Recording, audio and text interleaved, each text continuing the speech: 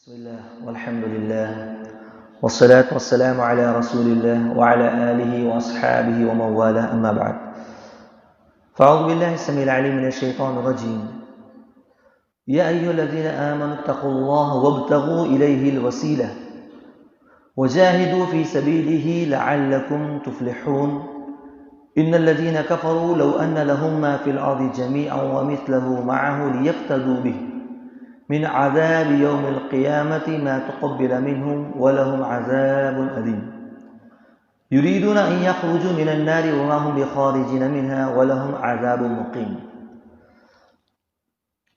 سورۃ المائدہ سورہ نمبر 5 آیت نمبر 35 36 37 تین آیات کی تلاوت کی گئی. اس سے پہلے کی آیات میں اللہ تبارک و تعالیٰ نے اللہ کی راہ میں لوگوں کو روکنے والے، زمین میں فتنہ اور فساد مچانے والے، لوگوں کا ناحق طریقے سے مال لوٹ لینے والے، ان کی کیا سزا ہے اس کا تذکرہ کیا. اور اس کے بعد ان آیات میں اللہ تبارک و تعالیٰ نے اہل ایمان سے خطاب کرتے ہوئے یہ بتانے کی اس بات کی طرف اشارہ کیا کہ ایمان والے اللہ کی عبادت میں، اللہ کو خوش کرنے میں لگے رہتے ہیں. وہ اس طرح کے اللہ کے ناپسندیدہ حرام کاموں کی طرف نہیں جاتے. فرمایا کہ اے ایمان والو، اللہ سے ڈرتے رہو، تقوی اختیار کرو اور اس کا قرب تلاش کرو، اس کی طرف وسیلہ حاصل کرو. وجاہدوا فی سبیلی، اور اس کی راہ میں جہاد کرو تاکہ تم کامیاب ہو جاؤ. وسیلہ آیت کریمہ میں وسیلے کا لفظ استعمال کیا گیا، اور یہ وہ لفظ ہے جس کا استعمال کر کے، جس کو بتا کر کے کئی لوگ اپنی دکانیں چمکا رہے ہیں، امت کو اس ایک لفظ کو لے کر کے گمراہی کی طرف لے کے جا رہے ہیں. دیکھیں، وسیلے کا حقیقی معنی ہے ایسی چیز جو کسی مقصود کے حصول یا اس کے قرب کا ذریعہ ہو. اللہ تبارک و تعالیٰ کی طرف وسیلہ تلاش کرو، اس کا مطلب یہ ہے کہ ایسے اعمال کیے جائیں جس سے تمہیں اللہ کی رضا، اللہ کی خوشنودی حاصل ہو، اللہ کا قرب حاصل ہو جائے. امام شوکانی رحمہ اللہ فرماتے ہیں کہ ان الوسیلۃ التی ہی القربہ تصدق علی التقوی وعلی غیرها من خصال الخیر التی یتقرب العباد بها الی ربهم.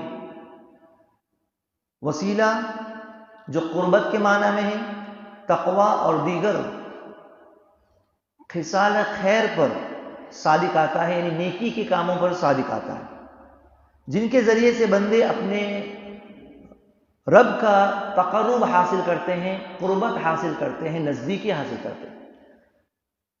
تو جتنی بھی عبادتیں ہیں، اگر مقصد اس میں اللہ کا قرب حاصل کرنا ہے تو پھر وہ وسیلہ ہے، اور یہی یہاں پر مقصود ہے. جیسا کہ کوئی جانور ذبح کرتا ہے، اللہ کے لیے قربانی کرتا ہے، اور مقصد اللہ راضی ہو جائے، اللہ خوش ہو جائے. سجدہ کرتا ہے، یعنی نمازیں پڑھتا ہے، سجدہ کرتا ہے زیادہ سے زیادہ. اور پیارے نبی جناب محمد رسول اللہ صلی اللہ علیہ وسلم نے ارشاد فرمایا، اقرب ما یکون العبد وهو ساجد. بندہ اپنے رب سے سب سے زیادہ قریب کب ہوتا ہے؟ جب وہ سجدے کی حالت میں ہوتا ہے. تو سجدے کی حالت میں بندہ سب سے زیادہ اپنے رب سے قریب ہوتا ہے. زیادہ سے زیادہ سجدہ کرو، اور سجدے میں زیادہ سے زیادہ دعائیں کرو، اللہ سے مانگو. تو یہ وسیلہ قرب کے معنی میں. اور جب بندہ وسیلہ حاصل کر لیتا ہے عبادات میں، تو پھر وہ اللہ کی محرمات سے، منع کردہ چیزوں سے اجتناب کرتا ہے، اور ان تمام حرام کاموں کو چھوڑ دیتا ہے. لیکن یہاں معاملہ بالکل برعکس ہے. جس وسیلے کو اللہ کے قرب کا ذریعہ قرار دیا گیا، آج اسی وسیلے کا نام لے کر کے جاہلوں کو ایسے ہی چھوڑ دیا گیا.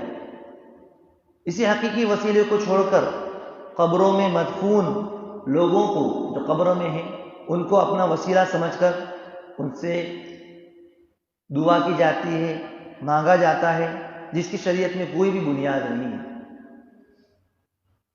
اور یہ لوگوں کو دھوکہ دیا جاتا ہے کہ یہ اللہ کے مقرب اور نیک بندے ہیں، ہم تو گنہگار ہیں، اللہ ہماری نہیں سنے گا. ہمیں کسی نہ کسی در پر، کسی نہ کسی مزار پر، کسی نہ کسی قبر پر جانا ہوگا اور وہاں جا کر کے اس سے مانگنا ہوگا. ہم ڈائریکٹ اس سے نہیں مانگ رہے ہیں، ہم اس سے نہیں مانگ رہے ہیں بلکہ ہم تو اللہ ہی سے مانگ رہے ہیں. قبروں پر سجدہ کیا جائے، جب ہم لوگوں کو بولتے ہیں، منع کرتے ہیں مزار پر یا قبروں پر سجدہ کیا جا رہا ہے، تو کیا جواب آتا ہے؟ سجدہ تو ہم صرف اللہ کو کرتے ہیں، ہم ان کو وسیلہ بناتے ہیں، ہم ان سے مانگتے ہیں. تو یہ بعین ہی وہی بات ہے جو مکہ کے مشرکین بھی کیا کرتے تھے. ما نعبدهم الا ليقربونا الى الله زلفى. ہم ان کی عبادت ڈائریکٹ نہیں کرتے ہیں، ہم ان کو نہیں مانتے ہیں، ہم ان کی عبادت نہیں کرتے ہیں، ہم تو صرف اس لیے ان کو پکارتے ہیں تاکہ یہ ہمیں اللہ سے قریب کر دے. ہم ان کا وسیلہ لے رہے ہیں، بالفاظ دیگر ہم ان کا وسیلہ لے رہے ہیں. تو وسیلے کی شرعی حیثیت اگر ہم شریعت اسلامیہ کی روشنی میں دیکھیں، پیارے نبی صلی اللہ علیہ وسلم کی تعلیمات کی روشنی میں دیکھیں تو 3 وسیلے کی 3 قسمیں ہیں. توسل الشرعی یعنی شرعی وسیلہ جس میں انسان اپنے اعمال صالحہ سے وسیلہ لے سکتا ہے، اللہ کے اسماء اور صفات کا وسیلہ، اور تیسرا یہ نیک بندے کا وسیلہ. نیک بندے کا وسیلہ لینا ہے یقیناً جائز ہے، لیکن کون سا؟ نیک بندہ جب تک وہ زندہ ہو، جب تک وہ زندہ ہے اس کا وسیلہ لینا جائز ہے.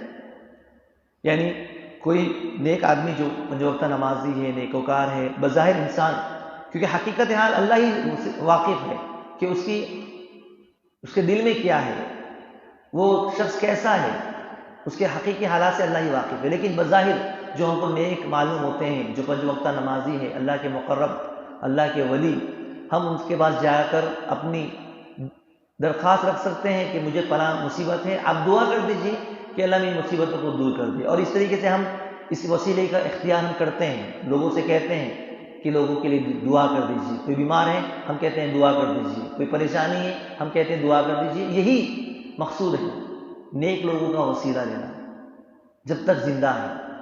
وفات ہونے کے بعد اس سے یہ وسیلہ لینا جائز نہیں ہے. اگر جائز ہوتا تو نبی کریم صلی اللہ علیہ وسلم کی وفات کے بعد سب سے زیادہ حق انبیاء کا ہوتا، نبی کریم صلی اللہ علیہ وسلم کا ہوتا. لیکن کیا نبی کریم صلی اللہ علیہ وسلم نے اپنی زندگی میں کسی نبی کا وسیلہ لیا؟ ابراہیم علیہ السلام کا، اسماعیل علیہ السلام کا، اور اس سے پہلے جتنے انبیاء گزرے؟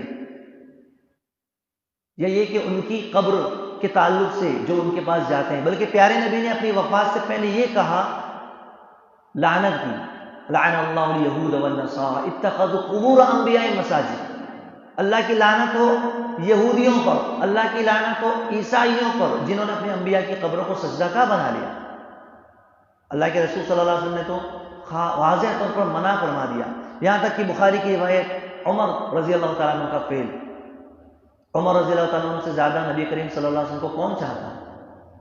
لیکن جب بارش کا موقع، استسقاء کی نماز کا مسئلہ آتا ہے، صحیح بخاری میں کتاب الاستسقاء میں روایت موجود ہے کہ جب بارش نہیں ہو رہی، استسقاء کی نماز پڑھنا ہے، تو عمر رضی اللہ تعالیٰ عنہ نماز پڑھاتے اور عباس بن عبد المطلب جو نبی کریم صلی اللہ علیہ وسلم کی چچا ہیں ان کا وسیلہ لیتے ہیں اور کیا کہتے ہیں؟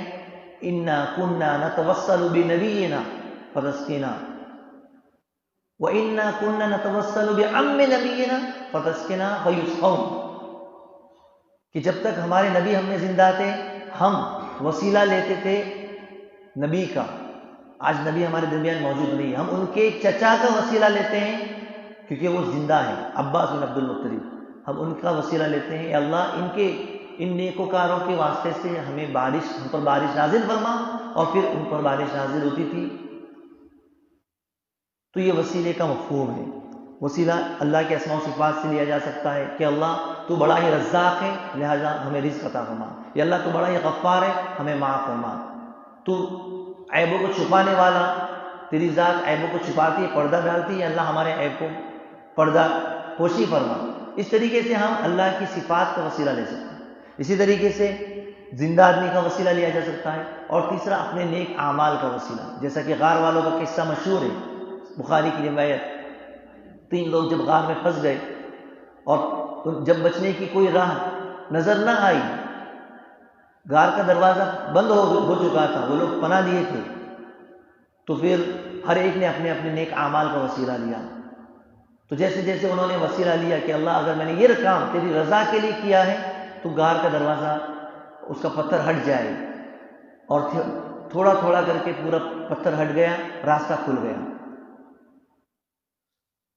اسی طریقے سے وسیلہ جو ہے ایک مقام کا نام ہے جو جنت میں ہے، اور نبی کریم صلی اللہ علیہ وسلم نے فرمایا کہ جو اذان کے بعد وہی کلمات دہرائے جو مؤذن کہتا ہے، اور اس کے بعد مجھ پر درود پڑھے، جو مجھ پر درود پڑھتا ہے اللہ تبارک و تعالیٰ اس کے اوپر 10 رحمتیں نازل فرماتا ہے، اور اس کے بعد یہ کلمات کہے اللہم رب هذه الدعوة التامة والصلاة القائمة آت محمدا الوسیلة والفضیلة وبعثه مقاما محمودا الذی وعدته، یہ کلمات کہیں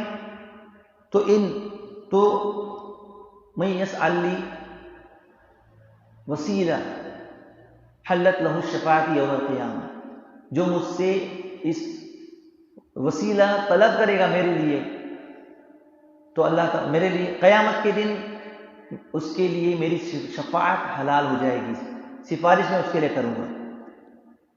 صحیح مسلم کتاب الصلاۃ اور صحیح بخاری کتاب الاذان میں روایت موجود ہے کہ وسیلہ ایک مقام، ایک جگہ ہے، اور جس سے ہم مانگتے ہیں کہ آت محمد الوسیلہ، کہ اللہ محمد صلی اللہ علیہ وسلم کو وسیلہ عطا فرما دے، والفضیلہ، اور فضیلت عطا فرما دے، اور انہیں مقام محمود تک پہنچا دے جس کا تم نے وعدہ کیا ہے۔ تو یہ وسیلے کا مختصر طور پر معنی اور مفہوم ہے، ورنہ تفصیلی طور پر اس سلسلے میں کتاب امام ابن تیمیہ رحمہ اللہ نے لکھی ہے جس کا نام ہے کتاب الوسیلہ۔ یہ عربی زبان میں کتاب ہے جس کا اردو میں بھی ترجمہ علامہ احسان الہی ظہیر رحمہ اللہ نے کیا ہے۔ بڑی ہی شاندار کتاب ہے جس میں ان تمام اعتراضات کا جواب دیا گیا ہے جو وسیلے کے تعلق سے لوگوں کے اندر غلط عقائد میں جو لوگ مبتلا ہے۔ یہ کتاب بہت ہی مفید ہے، میں گزارش کروں گا کہ اس کتاب کی طرف رجوع کیا جائے۔ اللہ سے دعا ہے کہ اللہ تبارک تعالیٰ ہمیں قرآن حدیث کو سمجھنے کی توفیق عطا فرمائے اور سنت پر چلائے، تمام قسم کے بدعات اور خرافات اور شرکیہ کام سے ہماری حفاظت فرمائے۔ آمین۔ وما علینا الا البلاغ المبین۔ السلام علیکم۔